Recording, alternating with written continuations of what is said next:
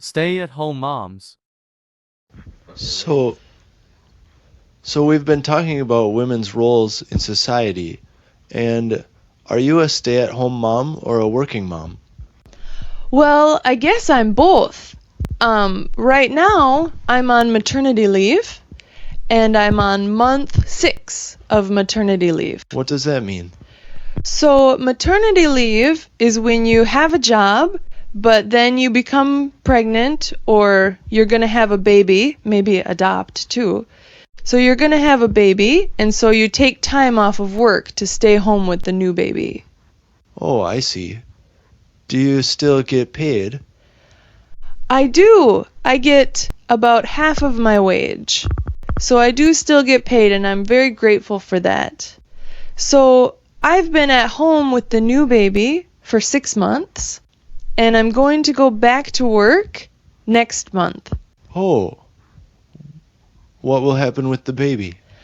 So I have 2 kids, actually. I have a toddler and a baby. And both of them will go to daycare during the day. I see. So I signed up for the daycare before the baby was even born.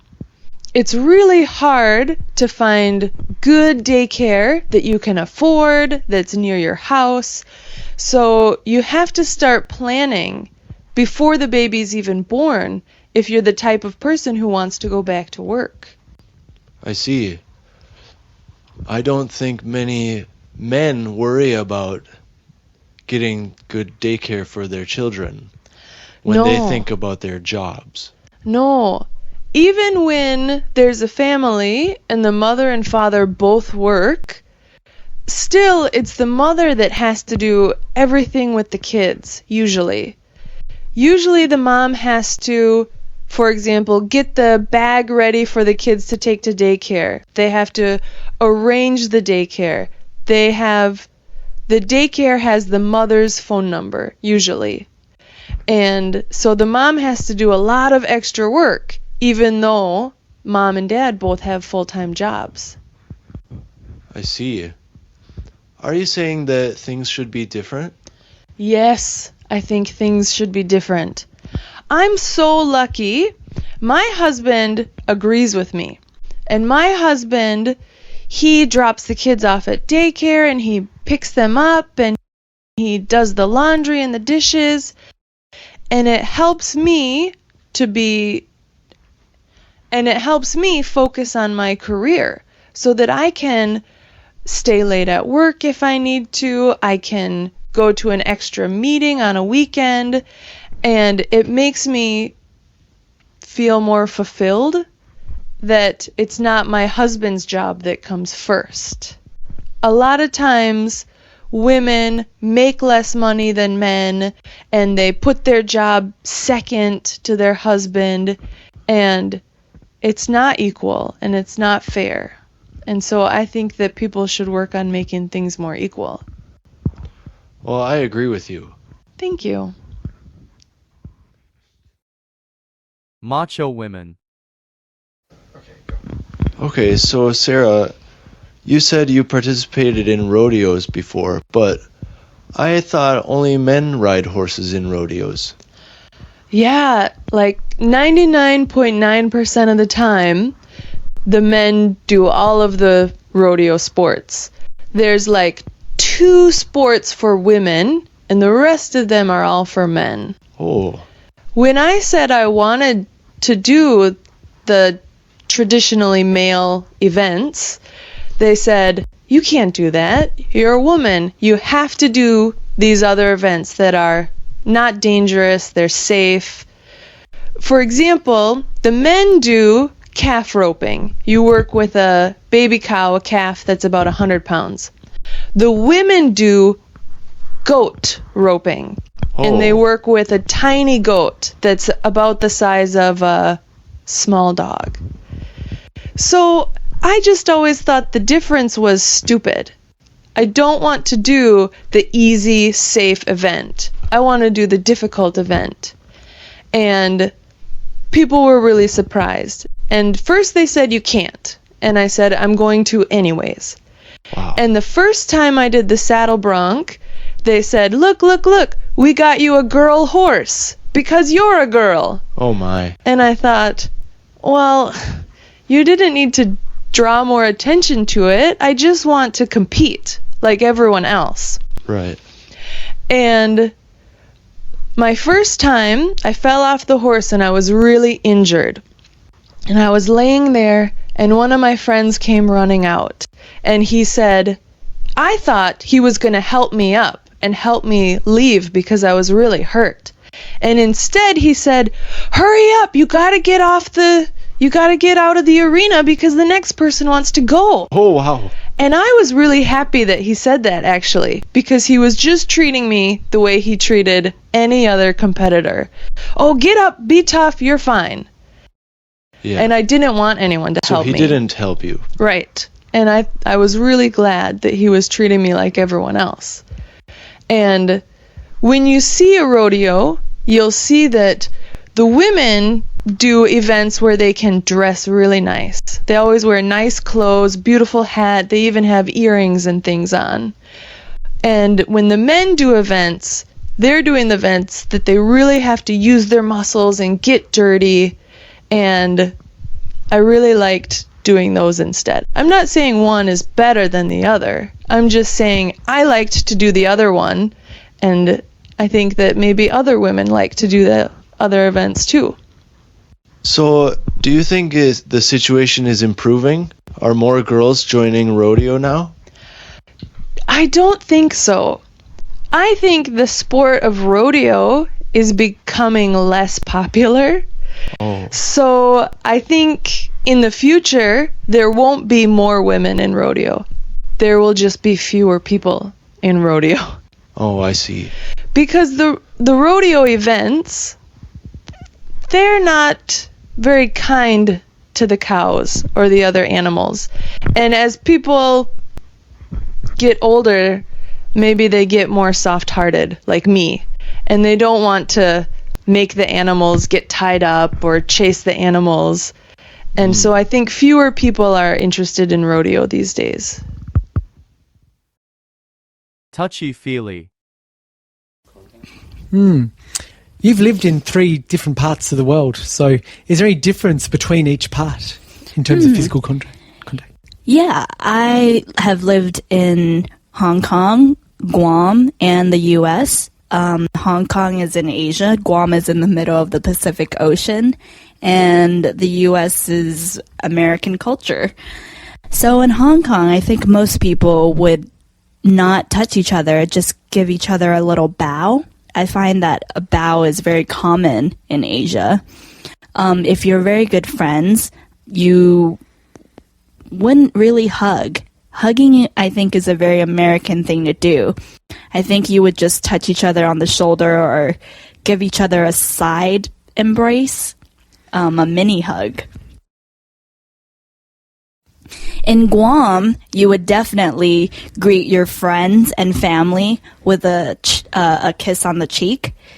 A handshake is much too formal for island culture because island culture is so relaxed and laid back. You would only do a handshake with business partners or in a really formal setting. But usually a kiss on the cheek is what you receive and give when you see your family and friends. In the U.S., hugging is most common, I think, for friends and family. But if you're not friends and family, a handshake would probably be the most common. Is handshakes always the same, or is there different styles of handshake? From what I've observed, Guam has American culture, so Guam handshakes and U.S. handshakes are the same. I think in Hong Kong, it's got a British background, so that's also very similar. I don't see any difference with the handshake. So what about young people? Is there a different way they interact physically with each other? Yes, definitely. In Guam, I always see people do a fist bump for close buddies of theirs. Girls would definitely hug and give each other a kiss. In Hong Kong, I don't see the fist bump often. I don't think I've ever seen it at all, actually. But for close friends, I think a side embrace or a semi-embrace would happen, but mostly just some form of touch or acknowledgement of the other person. I think it's also very common for people of the same sex to hold hands in Asia and just be friends. Woman and woman hold each other's hands if they are very, very, very good friends. And it's apparently very normal. I don't know about a guy holding another guy's hand, but if a woman and a woman hold each other's hands, it does not signal that they are together as a couple. It might just signal that they are very, very good friends or sisters. In Australia, that would be very strange. Yes, it would, wouldn't it? Even in America and Guam. Displays of affection. So, Nick, let's talk about touching and holding hands and physical touch with your significant other. Do you and your partner hold hands when you go out in the street? We hold hands all the time. Initially, when we first went out, holding hands was the first thing we did. They've progressively moved on from there to kissing. But holding hands was certainly the first thing we did in our relationship. Do you remember when you first tried to hold her hand, or did she try to hold your hand first? I made the first move. We were sitting on the couch watching a movie, and I was getting a bit nervous, and I couldn't quite concentrate on the movie. So I moved my hand over to hers, and she reciprocated and moved on from there. So, you know, that's funny that you bring that up, because one of the most common moves that is made fun of in movies as well is when the guy takes a big yawn, a fake yawn, and he opens his arms wide and places it around the girl's shoulder and thus embraces her. But he had to do it because he yawned. In my experience, like my first hug was like that as well. So it was just a bit of an excuse to us reaching for something, and then suddenly my hand went around, and she didn't mind. So that's it was a very good sign. good. And what about kissing? Do you kiss a lot in public, in the streets? Rarely in public, because we find it makes other people uncomfortable. Yeah, that's true. I find that when I see couples kissing or making out in public, I usually think to myself, why don't you get a room? Yeah, exactly. You don't want to see that. You just want to be having a conversation with them, or you don't want them to be constantly distracted. The prank. So, Shirley, we were talking about childhood memories. And you're from Scotland. There's anything from your childhood that you can tell us? I know I've got a really funny story, actually. Maybe I was about 10 years old or something. And we used to have this little kind of shack in the countryside that we were dragged to every weekend, and away from civilization, you know, and no running water, no electricity. So we kids had to make our own fun. I've got my brothers, myself, and a couple of cousins. We would always go there at weekends or school holidays or something. And I mean, one of the highlight of our weekends was to go to the Sunday school, the Sunday morning church service. And one of the reasons this was attractive to the kids was because they bribed us to go there by giving us sweets when we got there. So it was great. So we always went anyway. It was a church service for about an hour and singing hymns and stuff like that. Anyway, this one Sunday we arrived early, about half an hour early. There was nobody there. The church wasn't open yet. So it was, as most people know, it rains a lot in Scotland. So on that rainy day, we all were wearing our cagoules, which is a kind of a rain jacket with a big pocket in the front. And while we were waiting for everybody else to arrive, we started just kind of playing around in the trees. There was a little river nearby.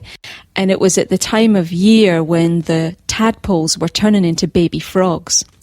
So we got this crazy idea to collect all these. I mean, I'm talking hundreds of frogs were around. So we all got a big handful of baby frogs, put them in this big pocket of our cagoule, went off into church. So there we are. We're kind of in the middle of the crowd. You know, we weren't at the front or the back, kind of in the middle. And everybody's standing up singing the hymns and really getting into, you know, the church singing and stuff like that. And then we decided that we would get the frogs out. So each of us one at a time, each of us kids one at a time, kind of crouched down as if we were tying our shoelace and let all these frogs out of our pockets. So these tiny little frogs started jumping all over the church. And there's all these ladies in their Sunday best and started squealing and screaming, and the minister didn't know what was going on, and he's trying to keep everybody calm, and we're just singing along with the hymn. You know, we were really innocent, and they had no idea because they didn't see us do it, so they had no idea what had happened. And yeah, I mean, we got away with it. We didn't get told off because we didn't get caught. And yeah, after the church service, you know, we had such a laugh after the church service. And yeah, that's one of my greatest childhood memories, getting up to mischief with my brothers. Farm life. Monica, you mentioned a farm homestay in New Zealand. Have you ever actually lived on a farm? I haven't lived on a farm as such, but I've visited family friends who have lived on farms. Oh, did you like it? Yeah, I remember loving visiting my family friends on farms. Yeah, especially riding horses. I loved riding horses when I was young. So are you good? Are you an equestrian professional? I wouldn't say that. I do remember one time, my mother always seems to tell people this story about when I was young, and we were at her friend's farm. I was on a horse, and the horse took off, and I was only about, I think, 10 at the time, and I was hanging off the side of this horse, and my mother was really worried for me. Yeah. And then when the horse finally stopped, she, she came running up and asked me if I was okay and things. And apparently I said to her, "Oh, it's okay. I wanted it to go fast." That's cute. You're lucky you didn't get hurt, though. Yeah, well, I guess I just didn't sense the danger. Actually, I kind of grew up on a farm. My grandfather had a ranch growing up, so I spent every summer on his ranch. So I have quite I guess I have a lot of experience. Oh, okay. Yeah, it's good. I mean, I remember when I was young, I thought the life on a farm was just the best. I mean, I had it so good. And I loved everything about living on a farm, and I thought when I was going to get older, I would want to be on a farm, but now that I'm older, I couldn't imagine doing it ever again. Oh, what can't you imagine doing? I don't know. I guess I just couldn't imagine all that work. And I think I'm just so addicted to city life or suburban life, and living in a house and just, doing work on computers and things like that. I couldn't go back to that lifestyle. But when I was young, I have to admit, I enjoyed it a lot. So how about you? Could you see yourself moving and living on a farm? Well, yeah, I think my thoughts are similar to yours in that I'm very used to being inside using a computer, and I'm used to a very different lifestyle to one that involves being on a farm. But yeah, I've never had a long period of time where I've stayed on a farm like you, so yeah, maybe it's a bit different for me.